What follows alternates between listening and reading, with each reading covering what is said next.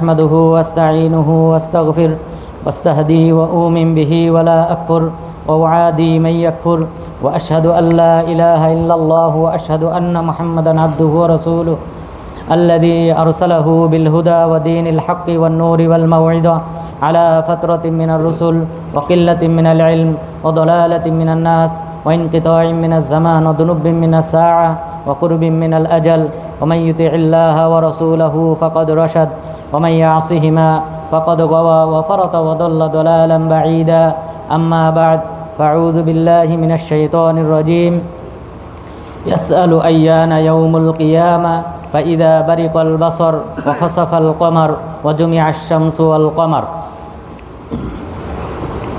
সম্মানিত দিনী ভাইরা, আমরা ইতিপূর্বে সালাত সংক্রান্ত বিষয়ে আলোচনা শুরু করেছি। তো সালাতের অধিকাংশ বিষয় ইতিমধ্যে আমরা আলোচনা সম্পন্ন করেছি। বিশেষ করে প্রায় 9 সপ্তাহ অথবা 10 সপ্তাহ যাবৎ আমরা সালাতের উপর আলোচনা করতেছি। তো আজকেও সালাত সংক্রান্ত একটি বিষয় নিয়ে আলোচনা করব, তা হলো সলাতুল কুসুফ এবং খুসুফ, চন্দ্রগ্রহণ এবং সূর্যগ্রহণের সালাত সম্পর্কে আলোচনা করব। এই বিষয়টা সম্পর্কে সাধারণত আমাদের দেশে আলোচনা করা হয় না এবং এই সুন্নতটা আমাদের দেশে অবহেলিত।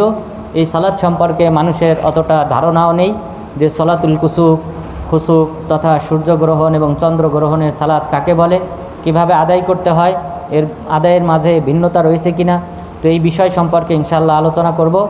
প্রথমত সলাতুল কুসুফ, খুসুফ, এটা দুইটি শব্দ। এই দুইটি শব্দের পরিচয় হলো, কুসুফ বলা হয় সূর্যগ্রহণ।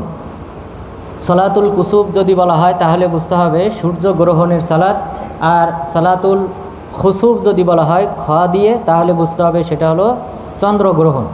তাহলে চন্দ্রগ্রহণ এবং সূর্যগ্রহণ দুই সালাতকে দুইটি নামে নামকরণ করা হয়। একটা হলো সলাতুল কুসুফ কাব দিয়ে, এটাকে বলা হয় সূর্যগ্রহণের সালাত। আরেকটা হলো সলাতুল খুসুফ খ দিয়ে চন্দ্রগ্রহণের সালাত। তো চন্দ্রগ্রহণ এবং সূর্যগ্রহণ এটা কাকে বলে? তো সূর্যগ্রহণ, যেটা সূর্যগ্রহণ বলা হয় যে, প্রথমত আপনারা সবাই জানেন যে আমাদের এই পৃথিবীটা সূর্যকে প্রদক্ষিণ করে, সূর্যের চারপাশে ঘুরে 365 দিনে একবার তার প্রদক্ষিণ সম্পূর্ণ করে।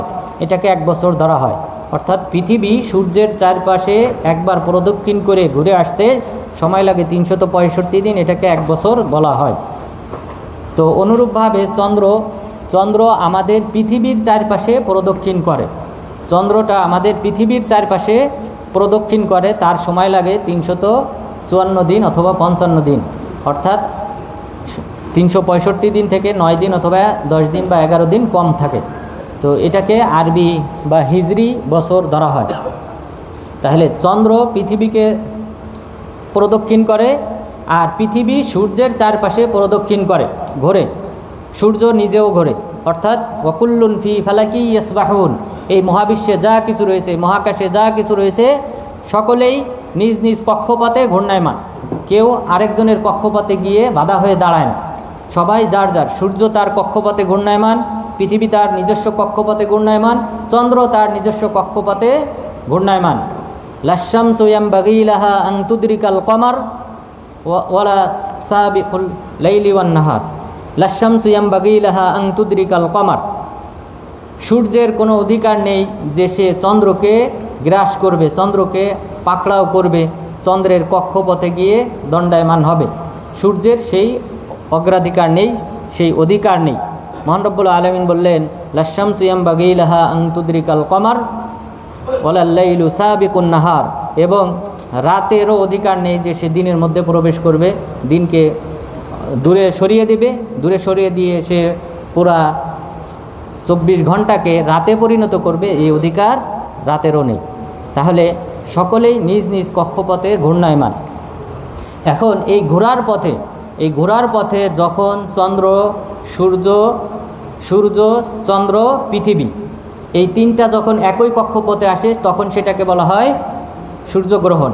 অর্থাৎ পৃথিবীর মাঝে যখন আড়াল হয় চন্দ্রটা, ঘুরতে ঘুরতে যখন প্রথমে সূর্য, তারপর নিচে যখন চন্দ্র এসে যায়, আর তার নিচে যখন পৃথিবী আসে, অর্থাৎ চন্দ্রের যে ছায়া সেটা যদি পৃথিবীর উপর পড়ে তখন সেটাকে বলা হয় সূর্যগ্রহণ। তো এই তিনটা একই কক্ষপথে যখন চলে আসে, একই বরাবর লাইনে যখন চলে আসে, তখন চন্দ্রের ছায়া পৃথিবীর উপর পড়ে, সেটাকে বলা হয় সূর্যগ্রহণ। এরপর কখনো কখনো এই চন্দ্র ঘুরতে ঘুরতে এক সময় পৃথিবীর নিচে চলে যায়, পৃথিবী উপরে চলে আসে, আর তার উপরে থাকে সূর্য। তাহলে সূর্য, পৃথিবী, চন্দ্র, এই তিনটা স্তর যখন একই লাইন বরাবর আসে তখন সেটাকে বলা হয় চন্দ্রগ্রহণ। তো তখন আমাদেরকে সালাত আদায় করতে হয়, এই উভয় অবস্থাতেই আমাদেরকে সালাত আদায় করতে হয়। এই সালাত আদায় করার হুকুম হলো সুন্নত। রাসূল সাল্লাল্লাহু আলাইহি ওয়াসাল্লাম তিনি তার জীবদ্দশায় একবার এই সলাতুল কুসুফ আদায় করেছিলেন। সেটা ছিল নবুয়াতের সেটা ছিল হিজরতের 10ম বছর। মদিনায় হিজরত করে আসার পর তিনি 10ম বছরে তিনি এই সালাত আদায় করেছিলেন। সালাতুল কুসুফ তিনি এটা আদায় করেছিলেন হিজরতের 10ম বছরে, অর্থাৎ মৃত্যুর 1 বছর পূর্বে। তো এই সালাত আদায় করাটা এটা সুন্নত। রাসূল সাল্লাল্লাহু আলাইহি ওয়াসাল্লাম নিজে আদায় করেছেন, সাহাবাদেরকে আদায় করতে বলেছেন। এখন এই যে চন্দ্রগ্রহণ অথবা সূর্যগ্রহণ হয়, এটা সাধারণত প্রত্যেক 18 বছর 10 দিন অথবা 11 দিন পর পর এটা পুনরাবৃত্তি হয়। প্রত্যেক 18 বছর 10 দিন অথবা 11 দিন অথবা 10.5 দিন এর মাঝেই কিন্তু আবার পুনরাবৃত্তি হয়। অর্থাৎ সৌদি আরবে কিছুদিন আগে যেমন চন্দ্রগ্রহণ হয়েছে, এটা আবার 18 বছর পর আবার পুনরাবৃত্তি ঘটবে। এরপর প্রত্যেক বছরে পুরা পৃথিবীতে এই চন্দ্রগ্রহণ অথবা সূর্যগ্রহণ এটা সাধারণত প্রতি বছরে 60টি স্থানে সংগঠিত হয়। 60টি স্থানে প্রতি বছরে এই চন্দ্রগ্রহণ অথবা সূর্যগ্রহণ সংগঠিত হয়, অর্থাৎ একই জায়গায় বারবার হয় না। তো 60টি কান্ট্রিতে যদি এই চন্দ্রগ্রহণ সূর্যগ্রহণ হয় বছরে, তাহলে পরের বছর বুঝতে হবে যে আরও অন্য 60টি কান্ট্রিতে, আরও 60টি দেশে এই চন্দ্রগ্রহণ অথবা সূর্যগ্রহণ সংগঠিত হবে। তো এই যে চন্দ্রগ্রহণ এবং সূর্যগ্রহণ হয়, এই সম্পর্কে জাহিলি যুগে মানুষের একটা কুসংস্কার, একটা ভ্রান্ত একটা আকিদা ছিল। তা হলো এই যে চন্দ্রগ্রহণ হয়, সূর্যগ্রহণ হয়, এর পিছনে কারণ হলো কোনো মহান কোনো পুরুষের জন্মগ্রহণ অথবা মহান কোনো পুরুষের মৃত্যু। মহান কোনো ব্যক্তি যদি মারা যায় তখন চন্দ্রগ্রহণ হয় অথবা সূর্যগ্রহণ হয়। মহান কোনো ব্যক্তি তিনি যদি জন্মগ্রহণ করেন তাহলে এই চন্দ্রগ্রহণ অথবা সূর্যগ্রহণ হয়। এই আকিদা পোষণ করত সেই সময়ের লোকজন। রাসূল সাল্লাল্লাহু আলাইহি ওয়াসাল্লামের যুগে, জাহিলি যুগে মানুষ এই আকিদা পোষণ করত। এমনকি রাসূল সাল্লাল্লাহু আলাইহি ওয়াসাল্লাম যে বছর এই সালাত আদায় করেছিলেন, সলাতুল কুসুফ 10ম বছরে, হিজরতের 10ম বছরে যখন তিনি সালাত আদায় করেন, ওই দিন ঘটনাক্রমে রাসূল সাল্লাল্লাহু আলাইহি ওয়াসাল্লামের ছেলে ইব্রাহিম তিনি মারা যান। মাহমুদ বিন লাবিদ রাদিয়াল্লাহু আনহু তিনি বলেন, রাসূল সাল্লাল্লাহু আলাইহি ওয়াসাল্লামের ছেলে ইব্রাহিম তিনি 18 মাস বয়সে মারা গিয়েছিলেন। আর সেই দিনটি ছিল এই সলাতুল কুসুফ আদায় করার দিন। তো যখন রাসূল সাল্লাল্লাহু আলাইহি ওয়াসাল্লামের ছেলে ইব্রাহিম মারা গেলেন, যার ব্যাপারে তিনি বলেছিলেন লাউকানা নবী লাকানা ইব্রাহিম নবিয়্যা, যদি আমার পরে কোনো নবী থাকতো তাহলে ইব্রাহিম নবী হতেন। তো সেই ব্যক্তি যখন মারা যায় তখন সাহাবাগণও তারাও এই মতবাদ পেশ করেছিলেন। তারাও বলতেছিলেন যে ইব্রাহিম মারা যাওয়ার কারণে এই চন্দ্রগ্রহণ বা সূর্যগ্রহণ হয়েছে। রাসূল সাল্লাল্লাহু আলাইহি ওয়াসাল্লাম যখন এই সালাত শেষ করলেন, সালাতুল কুসুফ শেষ করার পর তখন তিনি বললেন, ইন্নাশ শামসা ওয়াল কমারা আয়াতানি মিন আয়াতিল্লাহ লা ইয়ানকাসিফানি লিমাউতি আহাদ ওয়ালা লিহায়াতিহি ওয়া ইন্নামা ইউখাউফিফুল্লাহু বিহিমা ইবাদাহু। যে রাসূল সাল্লাল্লাহু আলাইহি ওয়াসাল্লাম তখন এই সালাত শেষ করার পর যখন সংক্ষিপ্ত যে আলোচনা করেছিলেন, সেখানে বলেছিলেন যে নিশ্চয়ই চন্দ্র সূর্য আল্লাহ তাআলার নিদর্শনাবলীর অন্তর্ভুক্ত। আর এটা গ্রহণ হওয়াটা এটা সাধারণত কোনো ব্যক্তির মৃত্যু অথবা জীবনকে কেন্দ্র করে হয় না, বরং এর মাধ্যমে আল্লাহ তাআলা বান্দাদেরকে সতর্ক করেন। তাহলে এই যে চন্দ্রগ্রহণ হয়, সূর্যগ্রহণ হয়, এর মাধ্যমে আল্লাহ তাআলা বান্দাদেরকে ভীতি প্রদর্শন করেন যে এভাবেই কিন্তু এক সময় কিয়ামত হবে। হঠাৎ করে চন্দ্র সূর্যে আলোহীন হয়ে যাওয়া এটা কিন্তু কিয়ামতের অন্যতম একটা আলামত। মহান রব্বুল আলামিন বলেছেন, ইদাশ শামসু কুবিরত, যখন সূর্য আলোহীন হয়ে যাবে। এরপরে বলেছেন ওয়াইদান নুজুমুন কাদারাত, যেমন যখন নক্ষত্ররা যে আলোহীন হয়ে যাবে, সূর্য একটা নক্ষত্রের অন্তর্ভুক্ত, সেও যখন আলোহীন হয়ে যাবে, এরপর আকাশে যে সকল নক্ষত্ররাজি রয়েছে তারাও যখন আলোহীন হয়ে যাবে, তখন কিন্তু কিয়ামত সংগঠিত হবে। তো কিয়ামত সংগঠিত হওয়ার পিছনে অন্যতম একটা কারণ হলো এই চন্দ্র, সূর্য, নক্ষত্র এগুলি আলোহীন হয়ে যাওয়া। তো এই যে হঠাৎ করে পৃথিবী অন্ধকার হয়ে যায়, সূর্যের আলো আসা বাধাগ্রস্ত হয়, অন্ধকারাচ্ছন্ন হয়ে যাওয়া পৃথিবী, এটা কিন্তু কিয়ামতের অন্যতম একটা আলামত। যদি এই সূর্য না থাকতো, সূর্যের আলো যদি পৃথিবীতে না পৌঁছাতো, তাহলে এই পৃথিবীতে কোনো জীবজন্তু বেঁচে থাকতো না। সাধারণত উদাহরণস্বরূপ অ্যান্টার্কটিকা একটা মহাদেশ, পৃথিবীর 7টি মহাদেশের একটি মহাদেশ অ্যান্টার্কটিকা। এইখানে সূর্যের আলো না পড়ার কারণে এটা বরফে ঢাকা, এখানে কোনো জীবজন্তু বসবাস করে না, এখানে কোনো মানুষ বসবাস করতে পারে না। তো যদি পুরা পৃথিবীতে সূর্যের আলো না পড়তো, তাহলে পুরা পৃথিবী এরকম বরফে ঢাকা পড়ে যেত, এখানে কোনো প্রকার জীবজন্তু, রক্তের সঞ্চালন এখানে সম্ভব হতো না। তো মহান রব্বুল আলামিন বান্দাদেরকে সতর্ক করেন এই দৃশ্য দেখানোর মাধ্যমে, যে চন্দ্র সূর্য যখন একই লাইনে চলে আসে, একই কক্ষপথে যখন চলে আসে, পৃথিবী যখন অন্ধকারাচ্ছন্ন হয়ে যায়, অনুরূপভাবে একদিন এই পৃথিবী অন্ধকারাচ্ছন্ন হবে, কিয়ামত সংগঠিত হবে। এবং তার আলামত হিসেবে আল্লাহ তাআলা উল্লেখ করেছেন ইদাশ শামসু কুবিরাত, স্মরণ করো সেই সময়ের কথা যখন সূর্য আলোহীন হয়ে যাবে। আলোহীন হলে এই পৃথিবীতে যে সকল আমরা বীজ বপন করি, শস্য আবাদ করি, গাছপালা লাগাই, এগুলি কোনো কিছুই উৎপন্ন হবে না।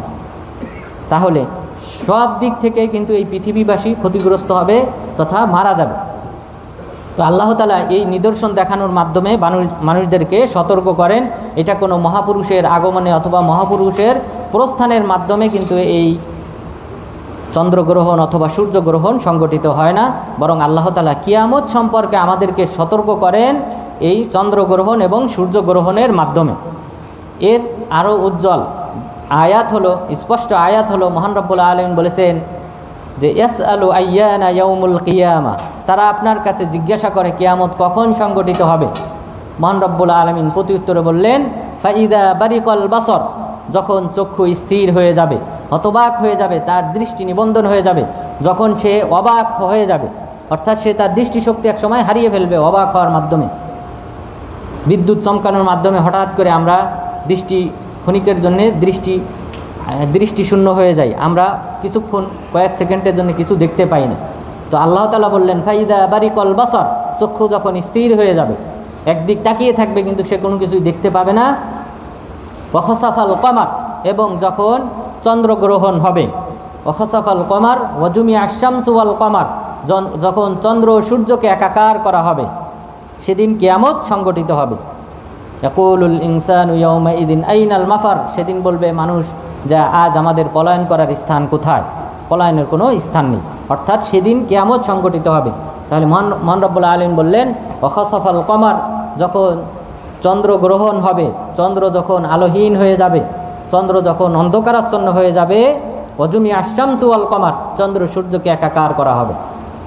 এই যে তিনজন, চন্দ্র, সূর্য এবং পৃথিবী, এই তিনটা যখন একই লাইনে আসে, তখন কিন্তু এই তিনটার বলয়, তিনটার কিন্তু চৌম্বকীয় শক্তি আছে, গ্র্যাভিটেশন ফোর্স, মহাকর্ষ শক্তি রয়েছে এই তিনটার মধ্যে।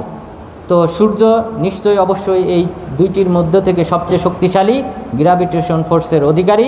তো আল্লাহ তাআলা বলেছেন ওয়াজুমিআশ শামসু ওয়াল কমার, এই চন্দ্র সূর্যকে একাকার করা হবে।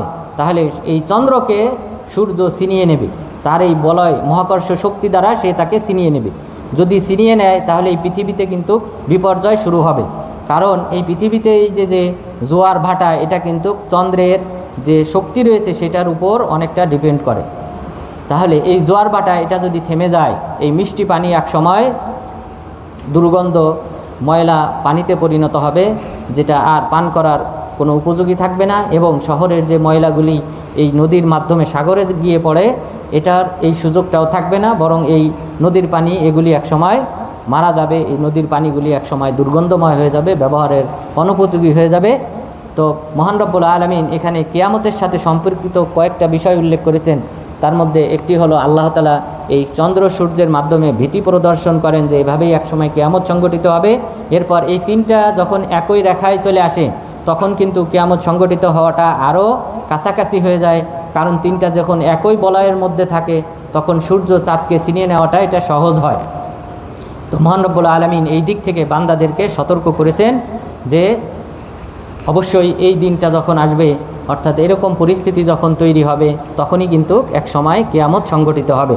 তাহলে এই চন্দ্রগ্রহণ অথবা সূর্যগ্রহণের মধ্য দিয়েই কিন্তু কিয়ামতের সূচনা শুরু হবে, যেই এই কারণেই আল্লাহ তাআলা আমাদেরকে এই বিষয়ে সতর্ক করেছেন। তাহলে আমরা চন্দ্রগ্রহণ সূর্যগ্রহণ কাকে বলে এটা জানলাম, এটা কতদিন পর পর রিপিট হয় পৃথিবীতে এবং প্রতি বছরে কত জায়গায় সংগঠিত হওয়া সম্ভব সে সম্পর্কে আমরা অবহিত হলাম। এরপর এই চন্দ্রগ্রহণ এই ব্যাপারে চন্দ্রগ্রহণ এবং সূর্যগ্রহণের ব্যাপারে জাহিলি যুগে যে একটা ভ্রান্ত আকীদা ছিল সেটাও নিরসন হলো, যে কোনো মহাপুরুষের আগমনে অথবা মহাপুরুষের প্রস্থানে এই চন্দ্রগ্রহণ অথবা সূর্যগ্রহণ হয়, এই আকীদা ছিল জাহিলি যুগে। সেটা রাসূল সাল্লাল্লাহু আলাইহি ওয়াসাল্লাম সাহাবাদের সামনে এই 10ম হিজরিতে তিনি এটা পরিষ্কার করেছিলেন, স্পষ্ট করেছিলেন যে তার ছেলে ইব্রাহিম মারা যাওয়ার কারণে এটা সংগঠিত হয় নাই, বরং এটা আল্লাহ তাআলার নিদর্শন। আল্লাহ তাআলা এর মাধ্যমে বান্দাদেরকে সতর্ক করেন কিয়ামত সম্পর্কে, মৃত্যু সম্পর্কে। সুতরাং অবশ্যই আমাদেরকে এই চন্দ্রগ্রহণ এবং সূর্যগ্রহণ থেকে শিক্ষা গ্রহণ করতে হবে। এরপর এই চন্দ্রগ্রহণ অথবা সূর্যগ্রহণ যদি সংগঠিত হয় তখন আমাদের করণীয় কী, এটা হলো গুরুত্বপূর্ণ একটি মাসালা। তো এই ক্ষেত্রে আমাদেরকে বেশ কিছু আমল করতে হবে। তার মধ্যে প্রথমটি হলো যে সালাত আদায় করতে হবে, 2 রাকাত সালাত আদায় করতে হবে, যাকে সলাতুল কুসুফ অথবা খুসুফ বলে অবহিত করা হয়। চন্দ্রগ্রহণ অথবা সূর্যগ্রহণের সালাত, এই সালাত আদায় করতে হবে। আবু বকর রাদিয়াল্লাহু আনহু তিনি বলেন যে আমরা কুন্না ইনদান নবী সাল্লাল্লাহু আলাইহি ওয়াসাল্লাম ফানকাসাফাতিশ শামসু ফাকামান নবী সাল্লাল্লাহু আলাইহি ওয়াসাল্লাম ইয়াজুরু রিদাআহু ফাদাখালাল মসজিদ ফাসাল্লা বিনা রাকাতাইন হাত্তা ইনজালাতিশ শামস। যে রাসূল সাল্লাল্লাহু আলাইহি ওয়াসাল্লামের কাছে আমরা বসা ছিলাম, বসা থাকা অবস্থায় হঠাৎ সূর্যগ্রহণ শুরু হলো। সূর্যগ্রহণ শুরু হলে তিনি তার চাদর টানতে টানতে, অর্থাৎ গায়ের চাদর খসে পড়েছিল, এটা টানতে টানতে তিনি মসজিদে প্রবেশ করলেন। মসজিদে প্রবেশ করার পর এরপর তিনি আমাদেরকে নিয়ে 2 রাকাত সালাত আদায় করলেন এবং সালাতটা লম্বা করলেন, এমনকি এই সূর্যগ্রহণ শেষ হয়ে গেল। সূর্যগ্রহণ শেষ হলো, এরপর তিনি আমাদেরকে নিয়ে কিছু ওয়াজ করলেন, আমাদেরকে কিছু নসিহত করলেন। তাহলে প্রথম যে কাজ হবে সেটা হলো চন্দ্রগ্রহণ অথবা সূর্যগ্রহণ এটা শুরু হলে আমাদেরকে সালাতে দণ্ডায়মান হতে হবে, 2 রাকাত সালাত আদায় করতে হবে জামাতে। 2 রাকাত সালাত আদায় করতে হবে জামাতে, জামাতবদ্ধভাবে 2 রাকাত সালাত আদায় করতে হবে। এরপর এর মাঝে আমাদের আরও অনেক করণীয় রয়েছে। তার মধ্যে অন্যতম হলো আল্লাহ তাআলার কাছে দোয়া করতে হবে, ক্ষমা প্রার্থনা করতে হবে। আল্লাহ তাআলার কাছে ইস্তেগফার, ক্ষমা প্রার্থনা করতে হবে এবং বেশি বেশি আল্লাহ তাআলার তাসবিহ, আজকার যেগুলি রয়েছে সেগুলি পাঠ করতে হবে। রাসূল সাল্লাল্লাহু আলাইহি ওয়াসাল্লাম বলেছেন, ইযা রাআইতুম মিনহা শাইআন ফাফজিউ ইলা যিকরিল্লাহি ওয়া দুআইহি ওয়া ইস্তিগফারিহি। যে যখন তোমরা এরকম চন্দ্রগ্রহণ অথবা সূর্যগ্রহণের কোনো আলামত তোমরা দেখতে পাবে তখন তোমরা দ্রুত আল্লাহ তাআলার কাছে তোমরা দ্রুত দোয়া করো এবং আল্লাহ তাআলার বেশি বেশি জিকির করো এবং আল্লাহ তাআলার কাছে ক্ষমা প্রার্থনা করো। তাহলে আমাদেরকে ওই সময়, যেহেতু এটা ভীতিকর মুহূর্ত, অর্থাৎ এইভাবেই এক সময় কিয়ামত সংগঠিত হবে, কিয়ামতের সূচনা হবে, তো সুতরাং আমাদেরকে অবশ্যই এই মুহূর্তটাকে কিয়ামতের মুহূর্ত হিসেবে বিবেচনা করে আমাদেরকে আল্লাহ তাআলার বেশি বেশি জিকির করতে হবে। সুবহানাল্লাহ, আলহামদুলিল্লাহ, আল্লাহু আকবার, লা ইলাহা ইল্লাল্লাহ, এই জাতীয় বাক্যগুলা বেশি বেশি পাঠ করতে হবে এবং আল্লাহ তাআলার কাছে বেশি বেশি ক্ষমা প্রার্থনা করতে হবে। নিজেদের অতীতের যে অন্যায় ছিল, অপরাধ ছিল, সেই অপরাধের জন্য আল্লাহ তাআলার কাছে বেশি বেশি ক্ষমা প্রার্থনা করতে হবে। মহান রব্বুল আলামিন বলেন, ওয়াসারিউ ইলা মাগফিরাতিম মির রাব্বিকুম ওয়া জান্নাতিন আরদুহাস সামাওয়াতু ওয়াল আরদ উইদ্দাত লিল মুত্তাকিন। তোমরা ছুটে চলো আল্লাহ তাআলার ক্ষমার দিকে এবং জান্নাতের দিকে, যে জান্নাতের প্রশস্ততা হলো আসমান জমিন সমান, যা প্রস্তুত করা হয়েছে মুত্তাকি ব্যক্তিদের জন্য। যারা আল্লাহকে ভয় পায়, যারা আল্লাহকে ভয় পেয়ে অন্যায় অশ্লীল ফাহিশি কাজ পরিহার করে, আল্লাহ তাআলার আনুগত্য করে, আল্লাহ তাআলার বেশি বেশি ইবাদত করে, তাদের জন্যই প্রস্তুত করা হয়েছে এই ক্ষমা এবং জান্নাত। সুতরাং তোমরা সেই ক্ষমা এবং জান্নাতের দিকে ছুটে আসো। আল্লাহ তাআলা দ্রুত ছুটে আসতে বলেছেন, দৌড়ে আসতে বলেছেন, ওয়াসারিউ, তোমরা দৌড়ে আসো। সুতরাং আমাদেরকে বিশেষ করে এই মুহূর্তে, কারণ রাসূল সাল্লাল্লাহু আলাইহি ওয়াসাল্লাম এখানে যে শব্দটা ব্যবহার করেছেন তা হলো ফাফজিউ, তোমরা বিচলিত হয়ে আল্লাহ তাআলার জিকিরের দিকে, ক্ষমার দিকে, দোয়ার দিকে তোমরা ছুটে আসো। সুতরাং এই মুহূর্তে অবশ্যই আমাদেরকে আল্লাহ তাআলার জিকিরের দিকে, বেশি বেশি গুণকীর্তন করার দিকে, প্রশংসার দিকে এবং পাশাপাশি আল্লাহ তাআলার কাছে ক্ষমা প্রার্থনার দিকে আমাদেরকে ছুটে আসতে হবে। ক্ষমা প্রার্থনার ক্ষেত্রে উত্তম বাক্য হলো আস্তাগফিরুল্লাহাল্লাযী লা ইলাহা ইল্লা হুয়াল হাইয়ুল কাইয়্যুম ওয়া আতুবু ইলাইহি। এই বাক্যটা যদি কোনো ব্যক্তি পাঠ করে তাহলে আল্লাহ তাআলা, যদি সেই ব্যক্তি যুদ্ধের ময়দান থেকেও পলায়ন করে তবু আল্লাহ তাআলা তাকে ক্ষমা করে দেন। অর্থাৎ যুদ্ধের ময়দান থেকে পলায়ন করা এটা হলো কবিরা গুনার অন্তর্ভুক্ত, তা আল্লাহ তাআলা এই গুনাহটাও ক্ষমা করে দেন। তো এই জাতীয় বিশেষ যে বাক্যগুলো রয়েছে আল্লাহ তাআলার কাছে ক্ষমা প্রার্থনা করা, এর মধ্যে সাইয়্যিদুল ইস্তিগফার, ক্ষমা প্রার্থনার সবচেয়ে যে বড় দোয়া, সবচেয়ে গুরুত্বপূর্ণ যে দোয়া, এই দোয়াগুলির মাধ্যমে আল্লাহ তাআলার কাছে বেশি বেশি ক্ষমা প্রার্থনা করতে হবে এবং নিজের কৃতকর্মের জন্যে তওবা করতে হবে। এরপর আমাদেরকে এই সময়ে যেহেতু তওবা করতে হবে, ক্ষমা প্রার্থনা করতে হবে, কারণ রাসূল সাল্লাল্লাহু আলাইহি ওয়াসাল্লাম এই যে এই মুহূর্তটা, এই মুহূর্তে তিনি বান্দাদেরকে এই পাপ সম্পর্কে সর্বশেষ যে সংক্ষিপ্ত একটা খুতবা দিয়েছিলেন, সেই খুতবাতেও তিনি কিন্তু সতর্ক করেছিলেন এই অন্যায় অশ্লীল ফাহেসি কাজ থেকে। রাসূল সাল্লাল্লাহু আলাইহি ওয়াসাল্লাম বলেছিলেন, ইয়া উম্মাতা মুহাম্মদ ফাইন্না মা মিন আহাদিন আগয়ারু ইনদাল্লাহি আযজা ওয়া জাল্লা মিন আইয়াজনিয়া আবদুহু আও তাজনি আমাতুহু। যে হে মুহাম্মদ সাল্লাল্লাহু আলাইহি ওয়াসাল্লামের অনুসারীরা, তোমরা জেনে রেখো আল্লাহ তাআলার নিকট সবচেয়ে রাগান্বিত বিষয় হলো, সবচেয়ে ঘৃণিত বিষয় হলো যেন কোনো বান্দা অথবা বান্দি ব্যভিচারে লিপ্ত হবে। এটা হলো আল্লাহ তাআলার কাছে সবচেয়ে ঘৃণিত বিষয়। তো রাসূল সাল্লাল্লাহু আলাইহি ওয়াসাল্লাম ব্যভিচার সম্পর্কে সতর্ক করেছিলেন। ওই সলাতুল কুসুফে 10ম হিজরিতে তিনি যে সলাতুল কুসুফ আদায় করেছিলেন, সালাত শেষ করার পর সংক্ষিপ্ত যে ওয়াজ করেছিলেন, মানুষকে সতর্ক করেছিলেন, সেখানে কিন্তু এই ব্যভিচার সম্পর্কে সতর্ক করেছিলেন। সুতরাং এই অন্যায় অশ্লীল কাজ সম্পর্কে ওই সময়, বিশেষ করে ওই মুহূর্তে আমাদেরকে আল্লাহ তাআলার কাছে ক্ষমা প্রার্থনা করতে হবে, তওবা করতে হবে। এরপর অপরাধের মধ্য থেকে বড় অপরাধ যা রয়েছে তার মধ্যে অন্যতম হলো শিরিক, শিরিকের অপরাধ। এরপর আরও কিছু অপরাধ রাসূল সাল্লাল্লাহু আলাইহি ওয়াসাল্লাম ওই খুতবায় আলোচনা করেছিলেন। তার মধ্যে অন্যতম হলো রাসূল সাল্লাল্লাহু আলাইহি ওয়াসাল্লাম বলেছিলেন, উরিদাত আলাইয়ান নার, আজকে আমার সামনে জাহান্নামটাকে পেশ করা হয়েছে। অর্থাৎ রাসূল সাল্লাল্লাহু আলাইহি ওয়াসাল্লাম যেখানে দাঁড়িয়ে সালাত আদায় করতেছিলেন, সেখানে এই দেওয়ালের পাশে রাসূল সাল্লাল্লাহু আলাইহি ওয়াসাল্লামকে জান্নাতের রূপ, জাহান্নামের রূপ সেটা দেখানো হয়েছিল, তার সামনে পেশ করা হয়। তখন তিনি জান্নাত এবং জাহান্নাম দুটাই দেখতে পান। দেখতে পাওয়ার পর তিনি যে বিষয়টা ওখানে উল্লেখ করেছেন জাহান্নামের ক্ষেত্রে, যে রাআইতু ইমরাআতাম মিন বানি ইসরাঈল তুআযাবু ফি হিররাতি, যে আমি দেখেছি যে ওই জাহান্নামের মধ্যে একজন বানি ইসরাঈলের মেয়েকে শাস্তি দেওয়া হচ্ছে তার বিড়ালের কারণে। সে একটা বিড়াল পালতো, কিন্তু ওই বিড়ালকে সে খেতে দেয় নাই, খেতে দিত না, আবার ছেড়েও দিত না, বেঁধে রাখতো, ছেড়েও দিত না যে সে ঘাস অথবা ঘাস থেকে পোকামাকড় ধরে খাবে, এভাবে সে জীবিত থাকবে, তাকে ছেড়েও দেয় নাই, আবার খাবারও দেয় নাই, এভাবে বেঁধে রেখে এই বিড়ালটা মারা যায়। তখন আমি দেখেছি এই বানি ইসরাঈলের এই মহিলাকে এখানে জাহান্নামে শাস্তি দেওয়া হচ্ছে। তাহলে এটা একটা অপরাধ। কোনো প্রাণীকে অন্যায়ভাবে যদি কেউ হত্যা করে তাহলে সে মানুষ, শ্রেষ্ঠ জীব হলেও তাকেও কিন্তু তার শাস্তি ভোগ করতে হবে। এরপর দ্বিতীয় যে বিষয় রাসূল সাল্লাল্লাহু আলাইহি ওয়াসাল্লাম এখানে উল্লেখ করেছেন তা হলো শিরিকের ব্যাপারে। তিনি বলেছেন যে রাআইতু ফিন্নার আবা সুমামা, আমি আবু সুমামাকে দেখেছি ইয়াজুরু কুসবাহু ফিন্নার, যে আমি দেখেছি সে তার নাড়ি ভুড়ি টানাটানি করতেছে, টানা হেসরা করতেছে জাহান্নামের মধ্যে। কারণ এই ব্যক্তি আউয়ালু মান সাইয়াবা সাওয়াইব, এই ব্যক্তি প্রথম পৃথিবীতে যে শিরিক, অর্থাৎ আরবদের মধ্যে যে শিরিক, সেই শিরিকের প্রচলন এই ব্যক্তি ঘটিয়েছিল। এই কারণে আমি তাকেও দেখেছি জাহান্নামে।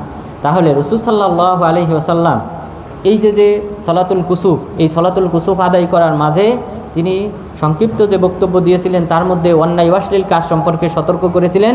তার মধ্যে অন্যতম ছিল ব্যভিচার, এরপরে আরেকটি ছিল শিরিক, এবং আরেকটি অপরাধ ছিল কোনো প্রাণীকে অন্যায়ভাবে জুলুম করা। সেই সম্পর্কেও রাসূল সাল্লাল্লাহু আলাইহি ওয়াসাল্লাম সাহাবাদেরকে সতর্ক করেছিলেন। তাহলে যে কোনো ধরনের অপরাধ থেকে অবশ্যই এই সলাতুল খুসুফ এর সময়ে আমাদেরকে অবশ্যই আল্লাহ তাআলার কাছে ক্ষমা প্রার্থনা করতে হবে।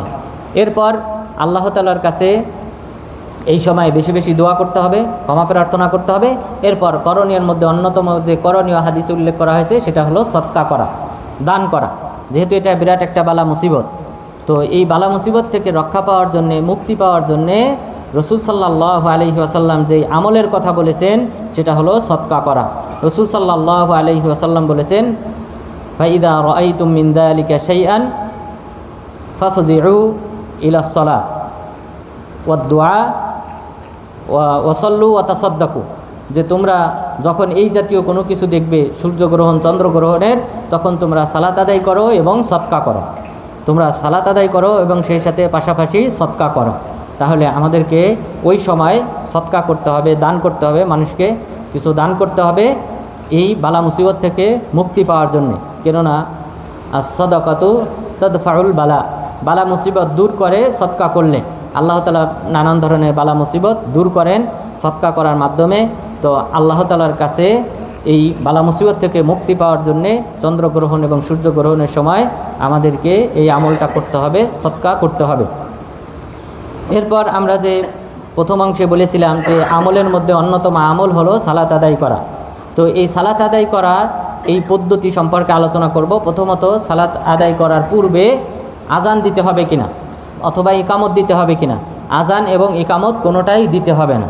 আজান এবং ইকামত কোনোটাই দেওয়া যাবে না। যদি কেউ দেয় এটা বিদআতের অন্তর্ভুক্ত হবে। কারণ রাসূল সাল্লাল্লাহু আলাইহি ওয়াসাল্লাম তিনি যে 10ম হিজরিতে যে সালাত আদায় করেছিলেন সেখানে তিনি কোনো আজান দেন নাই এবং তিনি কোনো প্রকার ইকামতও দেন নাই। তাহলে ইমাম সরাসরি আল্লাহু আকবার বলার মাধ্যমে, তাকবীরে তাহরিমের মাধ্যমে ইমাম সরাসরি সালাত শুরু করবেন। এর পূর্বে তবে সালাতের জন্য মানুষদেরকে ডাকা যাবে, আহ্বান করা যাবে। তো রাসূল সাল্লাল্লাহু আলাইহি ওয়াসাল্লামের যুগে যেটা করা হতো তা হলো as-সালাহ জামিআ, as-সালাহ জামিআ, যে সালাতের সময় সংগঠিত হয়েছে, তোমরা আসো। রাসূল সাল্লাল্লাহু আলাইহি ওয়াসাল্লাম যুদ্ধের ময়দানে যাওয়ার জন্য সাহাবাদেরকে যখন ডাকতেন এভাবেই ডাকতেন। এরপর এই সলাতুল খুসুফের জন্য যখন তিনি ডাকার প্রয়োজন মনে করতেন সাহাবাদেরকে, তখন এইভাবেই ঘোষণা দেওয়া হতো। তাহলে এই ঘোষণা দেওয়া জায়েজ। তাহলে এতটুকু বলা যাবে as-সালাহ জামিআ, যে সালাত আদায় করার সময় হয়েছে, তখন সবাই মসজিদে সমবেত হবে এবং ইমাম সরাসরি আল্লাহু আকবার বলার মাধ্যমে সালাত শুরু করবেন। এরপর এই সালাত শুরু করার পর তাকবীরে তাহরিমার পর, তারপর তাকবীরে তাহরিমার পরে প্রথমে সূরা ফাতিহা পাঠ করতে হবে। সূরা ফাতিহার সাথে এরপরে লম্বা একটা সূরা পাঠ করতে হবে। লম্বা একটা সূরা পাঠ করার পর এরপর রুকুতে যেতে হবে, রুকু থেকে উঠতে হবে, উঠার পর আবার সূরা ফাতিহা পাঠ করতে হবে, আবার লম্বা একটা সূরা পাঠ করতে হবে, যেই সূরাটা হবে আগের সূরার চেয়ে ছোট। উদাহরণস্বরূপ, যে প্রথম রাকাতে তাকবীরে তাহরিমার পরে যদি ইমাম সূরা ফাতিহা পাঠ করে, ফাতিহার পরে যদি সূরা বাকারা পাঠ করে, তারপর রুকু থেকে উঠে আবার তিনি সূরা ফাতিহা পাঠ করবেন, এরপর সূরা আলে ইমরান পাঠ করবেন, কারণ বাকারার চেয়ে সূরা আলে ইমরান ছোট। তো এইভাবে তাহলে কিরাত হবে, প্রথম রাকাতে কিরাত হবে 2 বার, সূরা ফাতিহা হবে 2 বার, এরপর সূরা ফাতিহার পাশাপাশি অন্য সূরা পাঠ করা হবে 2 বার। এইভাবে দ্বিতীয়বার যখন তিনি সূরা ফাতিহার সাথে অন্য একটা সূরা শেষ করবেন, শেষ করার পর রুকুতে যাবেন, রুকু থেকে উঠে এরপর তিনি সিজদায় যাবেন। এখানে 2টা সিজদা। তাহলে এইভাবে প্রথম রাকাত সম্পন্ন হবে।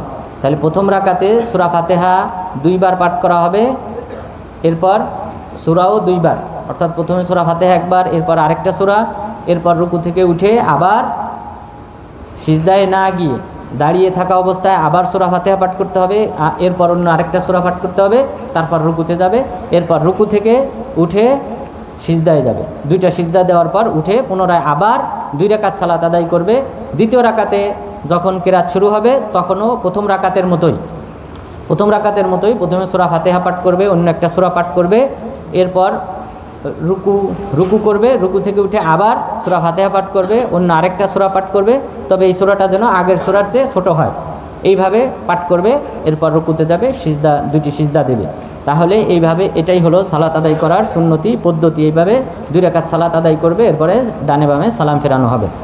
তো এই ব্যাপারে আয়েশা রাদিয়াল্লাহু আনহা তিনি উল্লেখ করেছেন, এটা সহিহ বুখারী, মুসলিম, এরপর বিভিন্ন হাদিসের কিতাবে এই রাওয়ায়াতগুলো উল্লেখ হয়েছে। আয়েশা রাদিয়াল্লাহু আনহা তিনি বলেছেন, রাসূল সাল্লাল্লাহু আলাইহি ওয়াসাল্লাম সালাতে দাঁড়ালেন, দাঁড়ানোর পর তিনি প্রথমে লম্বা কিয়াম করলেন, অর্থাৎ ফাআতাল আল কিয়াম, তিনি লম্বা কিয়াম করলেন। এরপরে রুকুতে গেলেন, রুকুটাও লম্বা করলেন, রুকু থেকে উঠলেন, ওঠার পর আবার কিয়াম করলেন, অর্থাৎ সূরা ফাতিহার সাথে অন্য আরও একটা সূরা পাঠ করলেন। লম্বা কিয়াম করার পর আবার রুকু দিলেন, তাহলে রুকু হবে 4 বার, সিজদা হবে 4টি, রুকু হবে 4টি, আর রাকাত হবে 2টি। আব্দুল্লাহ ইবনে আব্বাস রাদিয়াল্লাহু আনহু তিনি সংক্ষেপে বলেছেন, আন্নান নবী সাল্লাল্লাহু আলাইহি ওয়াসাল্লাম সাল্লা 4 রাকাত ফি রাকাতাইনি ওয়া 4 সাজদাত। রাসূল সাল্লাল্লাহু আলাইহি ওয়াসাল্লাম 2 রাকাত সালাতে 4টা রুকু করেছেন এবং 4টা সিজদা করেছেন। তাহলে সালাত হবে 2 রাকাত, কিন্তু রুকুর সংখ্যা হবে 4টি, আর সালাত আদায় করার আর সিজদার সংখ্যা হবে 4টি, আর সূরা পাঠ করার সংখ্যাও হবে 4টি। তাহলে 4টি করে সূরা হবে। তো এইভাবে 2 রাকাত সালাত আদায় করতে হবে, এটা হলো সুন্নতি পদ্ধতি। এরপর এইভাবে সালাত আদায় করার পর এরপরে সংক্ষিপ্ত একটা খুতবা হবে। এটাকে অনেক আলেমগণ খুতবা হিসেবে উল্লেখ করেন না, এটাকে বলেন যে মাউইজা, উপদেশ স্বরূপ তখন কিছু কথা বলবেন। কারণ রাসূল সাল্লাল্লাহু আলাইহি ওয়াসাল্লাম যেই খুতবাটা দিয়েছিলেন এটা অত্যন্ত সংক্ষেপ ছিল। প্রথমে আয়েশা রাদিয়াল্লাহু আনহা তিনি বলেছেন, আল্লাহ তাআলা প্রশংসা করলেন, এরপরে তিনি বললেন যে ইন্নাশ শামসা ওয়াল কমারা আয়াতানি মিন আয়াতিল্লাহ, যে চন্দ্র সূর্য এটা হলো আল্লাহ তাআলার নিদর্শনাবলীর অন্তর্ভুক্ত। এটা কোনো ব্যক্তির মৃত্যুতে অথবা জন্মগ্রহণের কারণে হয় না, বরং আল্লাহ তাআলা এর মাধ্যমে বান্দাদেরকে সতর্ক করেন, ভীতি প্রদর্শন করেন। এরপর রাসূল সাল্লাল্লাহু আলাইহি ওয়াসাল্লাম আগে যে 2টি হাদিস আমরা উল্লেখ করেছি সেটা উল্লেখ করলেন যে, হে উম্মতে মুহাম্মদ, তোমরা জেনে রেখো সবচেয়ে ঘৃণিত অপরাধ হলো আল্লাহ তাআলার নিকট কোনো বান্দা অথবা বান্দি, কোনো পুরুষ অথবা নারী ব্যভিচারে লিপ্ত হবে। এটা হলো আল্লাহ তাআলার কাছে সবচেয়ে ঘৃণিত অপরাধ। সুতরাং এই বিষয়ে সতর্ক করলেন। এরপরে তিনি বললেন, ইয়া উম্মাতা মুহাম্মদ লাউ তা'লামুনা মা আ'লামু লা দাহিকতুম কলিলা ওয়া লা বাকাইতুম কাসীরা। হে উম্মতে মুহাম্মদ, তোমরা যদি আমি যা জানি তা যদি তোমরা জানতে, তাহলে অবশ্যই তোমরা কম কম হাসতে এবং বেশি বেশি ক্রন্দন করতে। অর্থাৎ এই যে জাহান্নামের বিভীষিকা রাসূল সাল্লাল্লাহু আলাইহি ওয়াসাল্লামের সামনে পেশ করা হয়েছিল, সেটা দেখে তিনি বলেছেন, আমি যা জানি তা তোমরা যদি জানতে, অবশ্যই তোমরা অন্যায় অশ্লীল কাজ পরিহার করতে, বর্জন করতে এবং হাসি তামাশা কম করতে এবং বেশি বেশি আল্লাহ তাআলার নিকট ক্ষমা প্রার্থনা করতে, ক্রন্দন করতে। তো এই বিষয়ে রাসূল সাল্লাল্লাহু আলাইহি সাল্লাম সতর্ক করলেন। এরপরে তিনি ওই আমলগুলির কথা বললেন, যে আমলগুলির কথা আমরা উল্লেখ করেছি, যে বেশি বেশি আল্লাহ তাআলার জিকির করতে হবে এবং ক্ষমা প্রার্থনা করতে হবে, সদকা করতে হবে। তো সুতরাং আল্লাহ তাআলা আজকের আলোচনায় আমরা যে সালাতুল কুসুফ সম্পর্কে জানতে পারলাম, এই সালাতুল কুসুফ আদায় করাটা হলো সুন্নত, এবং এর সাথে সম্পৃক্ত যে সকল আমল সম্পর্কে জানলাম, আল্লাহ তাআলা যেন সেই আমলগুলি করার মাধ্যমে, এই সুন্নতকে উজ্জীবিত করার মাধ্যমে আল্লাহ তাআলার নৈকট্য অর্জন করার তৌফিক দান করেন। আমিন। ওয়া সাল্লাল্লাহু আলা নবিয়িনা মুহাম্মদ ওয়া আলা আলিহি ওয়া সাহবিহি আজমাইন।